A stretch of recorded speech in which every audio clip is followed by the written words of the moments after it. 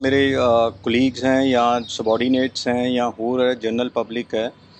ਉਹ ਸਾਰਿਆਂ ਨੂੰ ਦੱਸਣਾ ਚਾਹਾਂਗਾ ਕਿ ਕੋਵਿਡ-19 ਦਾ ਜਿਹੜਾ ਪ੍ਰਕੋਪ ਹੈ ਬਹੁਤ ਜ਼ਿਆਦਾ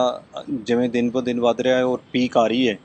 ਤਾਂ ਇਹਦੇ ਤੋਂ ਸਾਨੂੰ ਕੀ ਪ੍ਰੀਕਾਸ਼ਨ ਕਿਉਂਕਿ ਮੈਂ ਖੁਦ ਇਹਦਾ ਪੇਸ਼ੈਂਟ ਰਹਿ ਚੁੱਕਿਆ ਔਰ ਇਸ ਚੋਂ ਨਿਕਲ ਚੁੱਕਿਆ ਤਾਂ ਇਸ ਕਰਕੇ ਜੋ ਮੈਨੂੰ ਐਕਸਪੀਰੀਅੰਸ ਕੀਤਾ ਉਹ ਮੈਂ ਤੁਹਾਡੇ ਨਾਲ ਸਾਰਿਆਂ ਨਾਲ ਅੱਜ ਸ਼ੇਅਰ ਕਰਨਾ ਚਾਹੁੰਦਾ। तो ये सब तो वड्डी चीज़ तो यह है जी पहले सब तो पहल के आधार पर कि आप जिन्नी प्रिकॉशन यदि ले लीए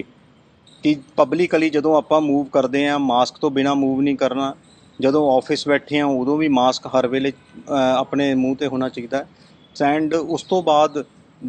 ग्लव्स पा के क्योंकि सरफेस के उत्ते भी कंटैमीनेशन होंगी है तो किसी भी सर्विस में आप टच करते हैं जिमें साड़ी जॉब प्रोफाइल है असी पब्लिक डीलिंग साढ़े च है असी पेपर्स भी टच करने हैं पब्लिक दे क्योंकि असी हैल्प आउट नहीं कर सकते कि असी बिना कोई इहो जिहा काम अवॉइड नहीं कर सकते।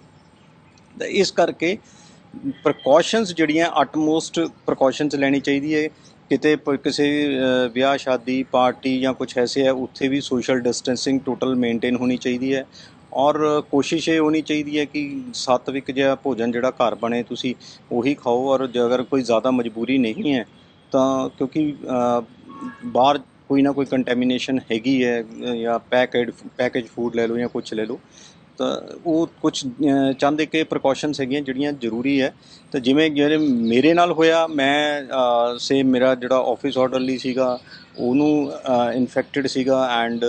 ਇੱਕ ਤਾਂ ਕਲੋਜ਼ਡ ਇਨਵਾਇਰਨਮੈਂਟ ਜਿਹੜੀ ਹੈਗੀ ਹੈ ਏਸੀ ਦੀ ਹਵਾ ਨਾਲ ਔਰ ਏਸੀ ਦੇ ਵਿੱਚ ਸਰਕੂਲੇਟ ਕਰਦਾ ਤਾਂ ਉਸ ਸਰਕੂਲੇਸ਼ਨ ਦੇ ਨਾਲ ਹੀ ਮੈਂ ਫਸ ਗਿਆ ਕਿ ਜਿਵੇਂ ਤੁਸੀਂ ਕਈ ਵਾਰੀ ਆਫਿਸ 'ਚ ਇਕੱਲੇ ਬੈਠੇ ਹੋ ਮਾਸਕ ਉਤਾਰ ਦਿੰਦੇ ਹੋ ਤਾਂ ਮੇਰੀ ਸਾਰਿਆਂ ਨੂੰ ਤੁਹਾਨੂੰ ਇਹੀ ਰਾਏ ਹੈ ਕਿ ਤੁਸੀਂ ਉਹ ਮਾਸਕ ਉਤਾਰਨਾ ਨਹੀਂ ਹੈ ਔਰ ਉਹ ਮਾਸਕ ਨੂੰ ਪਾ ਕੇ ਰੱਖਣਾ ਹਰ ਵੇਲੇ ਚਾਹੇ ਆਫਿਸ 'ਚ ਬੈਠੇ ਹੋ ਇਕੱਲੇ ਬੈਠੇ ਹੋ ਤਾਂ ਵੀ ਤੁਹਾਨੂੰ ਖਤਰਾ ਉਨਾ ਹੀ ਹੈ ਜਿੰਨਾ ਕਿ ਕੋਈ ਆ ਕੇ ਤੁਹਾਡੇ ਕੋਲ ਬੈਠ ਜਾਂਦਾ।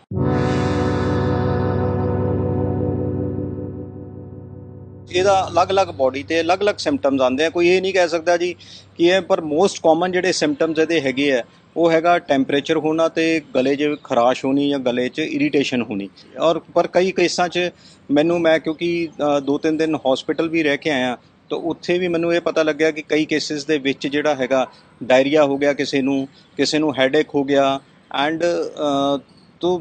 ਜਿਹੜਾ ਮੇਰੇ ਨਾਲ ਪਰਸਨਲ ਐਕਸਪੀਰੀਅੰਸ ਹੋਇਆ ਉਹ ਇਹ ਹੋਇਆ ਕਿ ਮੇਰੀਆਂ ਬੋਡੀ ਏਕ ਹੋਈ ਲੈਗਸ 'ਚ ਪੇਨ ਹੋਈ ਐਂਡ ਹਲਕੀ ਜੀ ਗਲੇ 'ਚ ਖਰਾਸ਼ ਸੀ ਔਰ ਕਫ ਜਿਹੜੀ ਸੀਗੀ ਡਰਾਈ ਕਫ ਹੁੰਦੀ ਰਹੀ ਤਾਂ ਉਸ ਤੋਂ ਬਾਅਦ ਮੈਂ 2 ਦਿਨ ਵੇਟ ਕੀਤੀ 2 ਦਿਨ ਮੈਡੀਕੇਸ਼ਨ ਜਿਹੜੀ ਐਂਟੀਬਾਇਓਟਿਕ ਵਗੈਰਾ ਵੈਸੇ ਡਾਕਟਰਸ ਤੋਂ ਲੈਂਦਾ ਰਿਹਾ ਤਾਂ ਮੰਡੇ ਨੂੰ ਮੈਂ ਜਿਹੜਾ ਸੀਗਾ 22 ਜੂਨ ਨੂੰ ਮੈਂ ਟੈਸਟ ਕਰਾਇਆ ਜਿਹਦੀ ਰਿਪੋਰਟ ਮੈਨੂੰ 25 ਜੂਨ ਨੂੰ ਮਿਲੀ ਜਿਸ 'ਚ ਮੈਂ ਕਰੋਨਾ ਪੋਜ਼ਿਟਿਵ ਮੇਰਾ ਆ ਗਿਆ।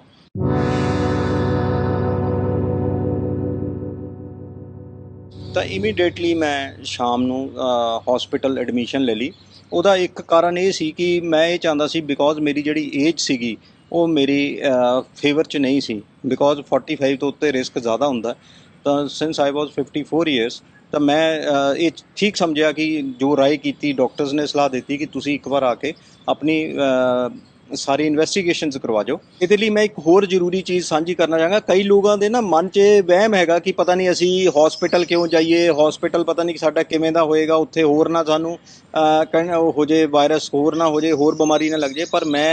ਇੱਥੇ ਇਹ ਤੁਹਾਨੂੰ ਦੱਸ ਦੇਣਾ ਚਾਹੁੰਦਾ ਕਿ ਮੈਨੂੰ ਵੀ ਇਹੀ ਐਡਵਾਈਸ ਕੀਤਾ ਸੀ ਕਿ ਤੁਸੀਂ ਘਰ ਰਹਿ ਲਓ ਪਰ ਮੈਂ ਆਪ ਦੀ ਮਰਜ਼ੀ ਆਪ ਦੀ ਦਿਲ ਦੀ ਸੁਣੀ ਔਰ ਮੈਂ ਹਸਪੀਟਲ ਗਿਆ ਕਿਉਂਕਿ ਹਸਪੀਟਲ ਜਾ ਕੇ ਤੁਹਾਨੂੰ ਇੱਕ ਇਹ ਤਸੱਲੀ ਰਹਿੰਦੀ ਹੈ ਕਿ 2-3 ਦਿਨ ਜਿਹੜੇ ਤੁਹਾਡੇ ਪਹਿਲੇ ਸ਼ੁਰੂ ਦੇ ਜਾਂ 4 ਦਿਨ ਜਾਂ 1 ਵੀਕ ਜਿਹੜਾ ਪਹਿਲਾ ਹਫਤਾ ਹੁੰਦਾ ਉਹ ਬਹੁਤ ਹੀ ਕਰੂਸ਼ੀਅਲ ਹੁੰਦਾ ਔਰ ਉਹਦੇ ਵਿੱਚ 2-3 ਦਿਨ ਤਾਂ ਤੁਹਾਡੇ ਨਿਕਲ ਜਾਂਦੇ ਟੈਸਟ ਦੀ ਰਿਪੋਰਟ ਆਉਣ ਨੂੰ ਜਦੋਂ ਤੁਸੀਂ ਇਨਫੈਕਟ ਹੁੰਦੇ ਹੋ ਤੇ 3-4 ਦਿਨ ਲਈ ਅਗਰ ਹਸਪੀਟਲਾਈਜੇਸ਼ਨ ਹੋ ਵੀ ਜਾਵੇ ਇਹ ਵੈਸੇ ਇੰਡੀਵਿਜੂਅਲ ਡਿਸੀਜਨ ਹੈ ਮੈਂ ਕਿਸੇ ਤੇ ਬਾइंड नहीं करना चाहता पर मैं एक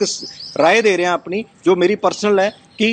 अगर 2-3 दिन तुसी हॉस्पिटल जाके इन्वेस्टिगेशन करा लेंदे हो या किसी सेंटर च जिहड़े गवर्नमेंट के सेंटर है उत्थे जाके तुसी इन्वेस्टिगेशनस करा लेंदे हो और डॉक्टर्स तुहानू क्लीन चिट दे दिंदे आ होम क्वारंटाइन लई तां काइंडली उदों ही होम क्वारंटाइन होवो। हाँ अगर बिल्कुल किसी तरह के भी कोई सिम्पटम नहीं है तो भी तुसी जरूर एक बार उस सेंटर च जाके पुछ के डॉक्टर्स की राय के नाल ही होम क्वारंटाइन होवो क्योंकि हॉस्पिटल जाके एक तसल्ली जी हो जाती है इन्वेस्टिगेशनस हो गई ये हो गई कि nothing to worry you can be at home और तुसी घरे रह के पूरा अपने आप नू ठीक कर सकते हो वो एक तसल्ली जी मन च हो जाती है जिहड़ी तुहानू इस ਜਿਵੇਂ ਇੱਕ ਕਰੋਨਾ ਦਾ ਹਊਆ ਬਣਿਆ ਹੋਇਆ, ਉਸ ਨੂੰ ਓਵਰਪਾਵਰ ਕਰਨ ਲਈ ਬਹੁਤ ਵੱਡੀ ਜਿਹੜੀ ਹੈਗੀ ਹੈ ਸਹਾਇਤਾ ਕਰਦੀ ਹੈ। ਔਰ ਮੈਂ 2 ਦਿਨ 3 ਦਿਨ 3 ਰਾਤਾਂ ਮੈਂ ਹਸਪੀਟਲ 'ਚ ਰਿਹਾ। ਉੱਥੇ ਉਹਨਾਂ ਨੇ ਬਲੱਡ ਟੈਸਟ ਕੀਤੇ, ਐਕਸ-ਰੇਜ਼ ਕੀਤੇ 2-3 ਵਾਰ ਮੇਰੇ, ਐਂਡ ਬਲੱਡ ਥਿਨਰ ਦੇ ਦਿੱਤੇ, ਇੰਜੈਕਸ਼ਨਸ, ਪਲੱਸ ਉਹਨਾਂ ਨੇ ਮੈਨੂੰ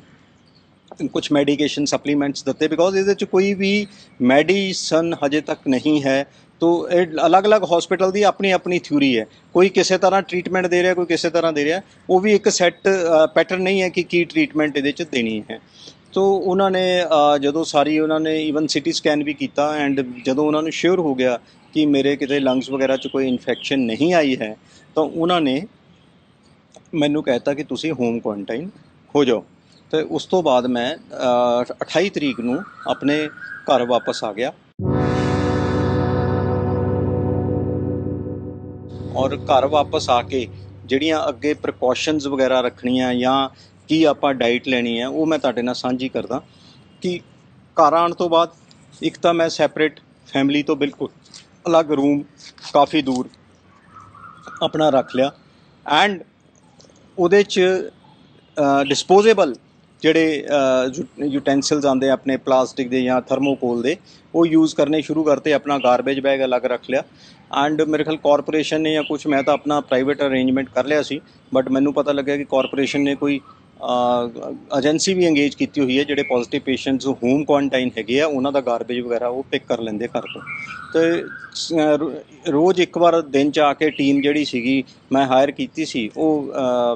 ਸੈਨੀਟਾਈਜ਼ ਕਰ ਜਾਂਦੀ ਸੀ ਮੇਰਾ ਰੂਮ ਔਰ ਘਰ ਦੇ ਵਿੱਚ, ਐਂਡ ਸੈਕਿੰਡ ਮੇਰਾ ਜਿਹੜਾ ਗਾਰਬੇਜ ਵਗੈਰਾ ਉਹ ਲੈ ਜਾਂਦੀ ਸੀ। ਤਾਂ ਇਹ ਬਹੁਤ ਜ਼ਰੂਰੀ ਹੈ ਕਿ ਸਾਰਾ ਦਿਨ ਆਪਾਂ ਬੈੱਡ 'ਤੇ ਪਏ ਰਹਿੰਦੇ ਹਾਂ, ਤਾਂ ਉਹਦੇ 'ਚ ਕੀ ਕਰਨਾ ਹੈ ਕਿ ਮੈਂ ਮਾਰਨਿੰਗ 'ਚ ਜਦੋਂ ਮੈਂ ਉੱਠਦਾ ਸੀਗਾ 5:30-6 ਵਜੇ, ਉੱਠ ਕੇ ਆਪਣਾ ਫਰੈਸ਼ ਵਗੈਰਾ ਹੋ ਕੇ ਅਤੇ ਅੱਧਾ ਪੌਣਾ ਘੰਟਾ ਆਪਣਾ ਕੋਈ ਨਿਤਨੇਮ ਵਗੈਰਾ ਮੈਂ ਕਰਦਾ ਸੀਗਾ, ਪੂਜਾ ਪਾਠ। ਅਤੇ ਉਸ ਤੋਂ ਬਾਅਦ ਮੈਂ ਕੁਛ ਐਕਸਰਸਾਈਜ਼ਿਸ, ਬਰੀਥਿੰਗ ਐਕਸਰਸਾਈਜ਼ਿਸ, ਬੈਲੂਨ ਗੁਬਾਰੇ ਨੂੰ ਜਿਵੇਂ ਆਪਾਂ ਬਚਪਨ 'ਚ ਫਲਾਉਂਦੇ ਹਾਂ, ਉਹਦੇ ਨਾਲ, ਕਿਉਂਕਿ ਲੰਗਸ ਦਾ ਜਿਹੜਾ ਹੈਗਾ ਐਕਸਪੈਂਸ਼ਨ ਹੁੰਦੀ ਹੈ, ਔਰ ਲੰਗਸ ਉਹ ਕੀਤਾ। ਉਸ ਤੋਂ ਬਾਅਦ ਬਰੀਥਿੰਗ ਐਕਸਰਸਾਈਜ਼ਿਸ ਕੁਛ ਕੀਤੀਆਂ 2-3 ਵਾਰ ਦਿਨ 'ਚ ਮੈਂ ਇਹ ਕਰਦਾ ਰਿਹਾ, ਮੇਰੀ ਦਿਨਚਰਿਆ ਸੀ। ਉਸ ਤੋਂ ਬਾਅਦ ਕੁਛ ਸਪਲੀਮੈਂਟਸ ਉਹਨਾਂ ਨੇ ਬੀ ਕੰਪਲੈਕਸ ਜਾਂ ਕੋਈ ਗੈਸਟ੍ਰਿਕ ਵਾਸਤੇ ਜਾਂ SOS ਵਾਸਤੇ ਪੈਰਾਸੀਟਾਮੋਲ ਵਗੈਰਾ ਦਿੱਤੀ ਸੀ, ਬਟ ਲੱਕੀਲੀ ਮੈਨੂੰ ਘਰ ਆਉਣ ਤੋਂ ਬਾਅਦ ਕੋਈ ਵੀ ਇੱਦਾਂ ਦੀ ਮੇਜਰ ਪ੍ਰੋਬਲਮ ਨਹੀਂ ਆਈ ਕਿ ਮੈਨੂੰ ਦੁਬਾਰਾ ਕੰਸਲਟ ਕਰਨਾ ਪਏ। ਜੋ ਉਹਨਾਂ ਨੇ ਮੈਡੀਕੇਸ਼ਨ ਪ੍ਰਸਕ੍ਰਾਈਬ ਕੀਤੀ ਸੀ 10 ਦਿਨ ਵਾਸਤੇ, ਉਹ ਮੈਂ ਘਰ ਆ ਕੇ ਪੂਰੀ ਕੀਤੀ, ਔਰ 17 ਦਿਨ ਮੈਂ 17 ਡੇਜ਼ ਪੂਰੇ ਕੀਤੇ, ਕਿਉਂਕਿ 17 ਡੇਜ਼ ਤੋਂ ਬਾਅਦ ਇਹ ਜਿਹੜੀ ਹੈ WHO ਦੀ ਹਦਾਇਤਾਂ ਹੈ, ਪਲੱਸ ਡਾਕਟਰਸ ਜਦੋਂ ਵੀ ਮੈਂ ਕੰਸਲਟ ਕੀਤਾ, ਉਹ ਇਹ ਕਹਿੰਦੇ ਸੀ ਕਿ 17 ਦਿਨ ਤੋਂ ਬਾਅਦ ਤੁਹਾਨੂੰ ਇਨਫੈਕਸ਼ਨ ਕਿਸੇ ਤੋਂ ਨਹੀਂ ਹੋ ਸਕਦੀ, ਨਾ ਹੀ ਤੁਸੀਂ ਕਿਸੇ ਨੂੰ ਇਨਫੈਕਟ ਕਰ ਸਕਦੇ ਹੋ। ਤਾਂ ਫਿਰ ਮੈਂ 17 ਦਿਨ ਤੋਂ ਬਾਅਦ ਆਪਣੀ ਡਿਊਟੀ ਜੁਆਇਨ ਕਰ ਲਈ। ਕੁਛ ਇੰਪੋਰਟੈਂਟ ਗੱਲਾਂ ਇਸ 'ਚ ਹੈਗੀਆਂ ਕਿ ਜਦੋਂ ਤੁਸੀਂ ਬੈੱਡ 'ਤੇ ਹੁੰਦੇ ਹੋ, ਇੰਨੀ ਦੇਰ ਬੈੱਡ 'ਤੇ ਲੇਟੇ ਤੁਸੀਂ ਬੰਦਾ ਬੋਰ ਹੋ ਜਾਂਦਾ, ਤਾਂ ਵੈਸੇ ਵੀ ਅਦਰਵਾਈਜ਼ ਆਲਸੋ ਬਲੱਡ ਕਲੌਟਿੰਗ ਦਾ ਖਤਰਾ ਰਹਿੰਦਾ। ਤਾਂ ਹਰ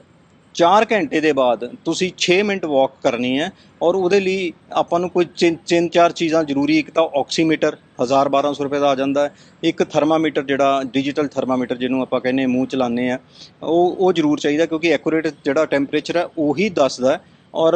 ਉਸ ਤੋਂ ਇਲਾਵਾ ਜਿਹੜਾ ਆਕਸੀਮੀਟਰ ਹੈ, ਆਕਸੀਮੀਟਰ ਆਪਾਂ ਖਾਸ ਕਰਕੇ ਰਾਈਟ ਹੈਂਡ ਦੀ ਮਿਡਲ ਫਿੰਗਰ 'ਚ ਜੇ ਅਗਰ ਲਗਾ ਲਿਆ ਜਾਵੇ ਤਾਂ ਕਾਫੀ ਐਕੂਰੇਟ ਆਉਂਦੀ ਹੈ ਉਹਦੇ ਨਾਲ ਰੀਡਿੰਗ। ਉਹ ਲਗਾ ਕੇ ਤਾਂ ਤੁਸੀਂ ਅਗਰ 5-6 ਮਿੰਟ ਦੇ ਕਰੀਬ ਚੱਲਦੇ ਹੋ, ਔਰ ਤੁਹਾਨੂੰ ਉਸ ਤੋਂ ਪਤਾ ਲੱਗਣਾ ਚਾਹੀਦਾ ਕਿ ਤੁਹਾਡੇ ਲੰਗਸ ਦੀ ਹੈਲਥ ਕਿਵੇਂ ਹੈ, ਉਹ ਤੁਸੀਂ ਘਰ 'ਚ ਹੀ ਮੋਨੀਟਰ ਕਰ ਸਕਦੇ ਹੋ। ਅਗਰ ਉਹ ਆਕਸੀਜਨ 90 ਤੋਂ ਥੱਲੇ ਆ ਜਾਂਦੀ ਹੈ, that means you are to be hospitalise, ਤੁਹਾਨੂੰ ਹਸਪਤਾਲ ਜਾਣਾ ਹੈ ਔਰ ਡਾਕਟਰ ਨੂੰ ਕੰਸਲਟ ਕਰਨਾ ਹੈ। ਅਗਰ ਉਹ 92, 93, 94 ਤੱਕ ਰਹਿੰਦੀ ਹੈ ਤਾਂ ਇਹਦਾ ਮਤਲਬ ਕੋਈ ਨਹੀਂ, ਕਿਉਂਕਿ ਅਰਲੀ ਮਾਰਨਿੰਗ ਵੈਸੇ ਹੀ ਆਕਸੀਜਨ ਬਾਡੀ 'ਚ ਘੱਟ ਹੁੰਦੀ ਹੈ, ਤਾਂ ਉਹ ਦੈਟ ਇਜ਼ ਤੁਸੀਂ ਫਾਈਨ, ਉਹਦੇ 'ਚ ਘਬਰਾਉਣ ਦੀ ਲੋੜ ਨਹੀਂ ਹੈ। ਲੇਕਿਨ ਹਰ 4 ਘੰਟੇ ਬਾਅਦ ਤੁਸੀਂ ਜ਼ਰੂਰ ਉੱਠ ਕੇ 5-6 ਮਿੰਟ ਲਈ ਕਮਰੇ 'ਚ ਹੀ, ਜਿੱਥੇ ਤੁਸੀਂ ਆਈਸੋਲੇਸ਼ਨ 'ਚ ਹੈਗੇ ਹੋ, ਉੱਥੇ ਜ਼ਰੂਰ ਚੱਲਣਾ। ਡਾਈਟ ਦੇ ਬਾਰੇ ਮੈਂ ਕਹਾਂਗਾ ਅਨਨੈਸੈਸਰੀ ਬਹੁਤ ਜ਼ਿਆਦਾ, ਕਿਉਂਕਿ ਆਪਾਂ ਬੈੱਡ 'ਤੇ ਪਏ ਹਾਂ, ਐਕਸਰਸਾਈਜ਼ ਕੋਈ ਹੈ ਨਹੀਂ, ਇੰਨੀ ਜ਼ਿਆਦਾ ਡਾਈਟ ਵੀ ਨਹੀਂ ਲੈ ਲੈਣੀ। ਹਾਂ, ਹੈਲਦੀ ਡਾਈਟ ਲਓ, ਪ੍ਰੋਟੀਨ ਰਿਚ ਲਓ, ਕੁਛ ਇੱਕ ਆਪਣੇ ਫਰੂਟਸ ਮਿਕਸ ਕਰ ਲਓ, 1-2 ਵਾਰ 100-150 ਮਿਲੀਲੀਟਰ ਹਲਦੀ ਵਾਲਾ ਦੁੱਧ ਲੈ ਲਓ, ਕਾੜਾ ਲੈ ਲਓ 1-2 ਵਾਰ, ਸਟੀਮ ਲੈ ਲਓ ਅਗਰ ਕੋਈ ਤੁਹਾਨੂੰ ਹੈਗੀ ਹੈ। ਉਹ ਇਹਦੇ 'ਚ ਕੁਛ ਇੱਕ ਚੀਜ਼ਾਂ ਹੈਗੀਆਂ, ਜਿਵੇਂ ਕੋਈ ਕਿਸੇ ਦਾ ਨੋਜ਼ ਬਲੌਕ ਹੋ ਜਾਂਦਾ, ਉਹਦੇ ਲਈ ਨੇਜ਼ਲ ਡ੍ਰੌਪਸ ਤੁਸੀਂ ਯੂਜ਼ ਕਰ ਸਕਦੇ ਹੋ। ਉਹ ਕੋਈ ਪੁੱਛਣ ਦੀ ਲੋੜ ਨਹੀਂ ਹੈ। ਕਫ ਅਗਰ ਰਹਿੰਦੀ ਹੈ ਜਾਂ ਇਰੀਟੇਸ਼ਨ ਰਹਿੰਦੀ ਹੈ, ਤੁਸੀਂ ਕੌਫਸਿਲ ਵਗੈਰਾ ਜਾਂ ਵਾਟਐਵਰ ਕੋਈ ਜਿਹੜੀਆਂ ਗੋਲੀਆਂ ਹੈਗੀਆਂ ਚੂਸਣ ਵਾਲੀਆਂ ਉਹ ਖਾ ਸਕਦੇ ਹੋ। ਹਾਂ, 3 ਵਾਰ ਤੁਸੀਂ ਇੱਕ ਲਿਮਸੀ ਪਲੱਸ ਆਉਂਦੀ ਹੈ ਜਾਂ ਲਿਮਸੀ ਦੀ ਵਿਟਾਮਿਨ ਸੀ ਦੀ ਟੇਬਲੇਟ ਹੈ, ਉਹ 3 ਵਾਰ ਜ਼ਰੂਰ ਦਿਨ 'ਚ ਲੈਣੀ ਹੈ, ਕਿਉਂਕਿ ਉਹਦੇ ਨਾਲ ਵਿਟਾਮਿਨ ਸੀ ਔਰ ਜਿਹੜਾ ਵੀ ਕੋਈ ਤੁਸੀਂ ਫਰੂਟ ਦੇਖਦੇ ਹੋ ਉਹਦੇ 'ਚ ਵੀ ਤੁਸੀਂ ਗਾਵਾ ਲੈ ਸਕਦੇ ਹੋ ਜਾਂ ਮੌਸਮੀ ਵਗੈਰਾ ਲੈ ਸਕਦੇ ਹੋ। ਵਿਟਾਮਿਨ ਸੀ ਰਿਚ ਜਿਹੜੇ ਹੈ, ਬਿਕੋਜ਼ ਉਹ ਤੁਹਾਡੀ ਰਿਕਵਰੀ 'ਚ ਕਾਫੀ ਹੈਲਪ ਕਰਦੇ ਹਨ। ਤਾਂ ਇਸ ਤੋਂ ਇਲਾਵਾ ਮੈਂ ਤਾਂ ਇਹੀ ਐਂਡ 'ਚ ਜਿੱਥੇ ਮੈਂ ਇਹਦੀ ਸਮਾਪਤੀ ਵੱਲ ਜਾਂਦਾ ਕਿ ਜਿੰਨਾ ਤੁਸੀਂ ਆਪਣਾ ਇਸ ਚੀਜ਼ ਤੋਂ ਬਚਾਅ ਕਰ ਸਕਦੇ ਹੋ, ਅਗਰ ਲੋੜ ਨਹੀਂ ਹੈ ਤਾਂ ਕਾਈਂਡਲੀ, ਸਾਡੀ ਤਾਂ ਕਿਉਂਕਿ ਡਿਊਟੀ ਐਸੀ ਹੈ, ਅਸੀਂ ਪਬਲਿਕ ਦੀ ਸੇਵਾ ਕਰਨੀ ਹੈ, 24 ਘੰਟੇ ਬਾਹਰ ਹੈ। ਔਰ ਮੈਂ ਖਾਸ ਕਰਕੇ ਆਪਣੇ ਜਿਹੜੇ ਮੇਰੇ ਕੁਲੀਗਸ ਹੈਗੇ ਆ, ਪੁਲਿਸ ਆਫਸਰਸ ਹੈ, ਉਹਨਾਂ ਨੂੰ ਮੈਂ ਕਹਿਣਾ ਚਾਹੂੰਗਾ ਕਿ ਅਸੀਂ ਅੱਤਵਾਦ ਵੀ ਲੜਿਆ, ਹੰਡਾਇਆ, ਉਹਨੂੰ ਅਸੀਂ ਹਰਾਇਆ, ਪਰ ਇਹ ਜਿਹੜੀ ਚੀਜ਼ ਹੈ ਇੱਥੇ ਦੁਸ਼ਮਣ ਜਿਹੜਾ ਇਨਵਿਜ਼ੀਬਲ ਹੈ, ਇਹਨੇ ਪਤਾ ਨਹੀਂ ਕਦੋਂ ਕਿੱਥੋਂ ਕਿਸ ਰੂਪ 'ਚ ਤੁਹਾਨੂੰ ਪੈ ਜਾਣਾ। ਇਹ ਤੁਸੀਂ ਕੁਝ ਨਹੀਂ ਕਹਿ ਸਕਦੇ ਕਿ ਕਿਸ ਰੂਪ 'ਚ ਆ ਜਾਣਾ। ਉਹਦੇ 'ਚ ਤਾਂ ਸਾਨੂੰ ਕੋਈ ਇਨਫੋਰਮੇਸ਼ਨ ਵੀ ਹੁੰਦੀ ਸੀ, ਇਹਦੇ 'ਚ ਕੋਈ ਇਹ ਨਹੀਂ ਹੈ, ਇਹ ਅਨਇਨਫੋਰਮੈਂਟ ਆਏਗਾ ਔਰ ਤੁਹਾਨੂੰ ਘੇਰ ਲੇਗਾ। ਤਾਂ ਤੁਸੀਂ ਇਹਦੇ 'ਚ ਜਿੰਨੀ ਪ੍ਰੀਕਾਸ਼ਨ ਲੈ ਸਕਦੇ ਹੋ, ਆਮ ਪਬਲਿਕ ਵੀ, ਜਨਰਲ ਪਬਲਿਕ ਵੀ, ਜਿੰਨੀ ਪ੍ਰੀਕਾਸ਼ਨ ਤੁਸੀਂ ਲੈ ਸਕਦੇ ਹੋ। ਅਗਰ ਤੁਹਾਨੂੰ ਜ਼ਰੂਰਤ ਨਹੀਂ ਹੈ ਤਾਂ ਘਰ ਤੋਂ ਬਾਹਰ ਪਲੀਜ਼ ਨਾ ਨਿਕਲੋ, ਔਰ ਅਗਰ ਘਰ ਤੋਂ ਬਾਹਰ ਜਾਣਾ ਵੀ ਹੈ ਤਾਂ ਇੱਕ ਮੈਂਬਰ ਹੀ ਜਾਵੇ, ਔਰ ਉਹ ਜੇ ਕੋਈ ਜ਼ਰੂਰਤ ਦਾ ਸਮਾਨ ਹੈ ਲੈ ਕੇ ਅੰਦਰ ਆ ਜਾਏ, ਕਿਉਂਕਿ ਇਹ ਹਜੇ ਜਿਹੜੀ ਹੁਣ ਪੀਕ 'ਤੇ ਜਾ ਰਿਹਾ, ਔਰ ਇਹ ਜਿਹੜਾ ਅਗਲਾ ਆਉਣ ਵਾਲਾ 1 ਮਹੀਨਾ ਹੈਗਾ, ਇਹ ਬਹੁਤ ਹੀ ਜ਼ਿਆਦਾ ਆਪਣੇ ਲਈ ਟਫ ਹੈਗਾ। ਅਤੇ ਮੇਰੀ ਇਸ ਸਾਰਿਆਂ ਨੂੰ ਇਹੀ ਇੱਕ ਰਿਕੁਐਸਟ ਹੈ, ਬੇਨਤੀ ਹੈ ਹੱਥ ਜੋੜ ਕੇ, ਕਿ ਜਿੰਨਾ ਤੁਸੀਂ ਇਹਦੇ 'ਚ ਆਪਣਾ ਬਚਾਅ ਕਰ ਸਕਦੇ ਹੋ ਕਰੋ। Thank you very much.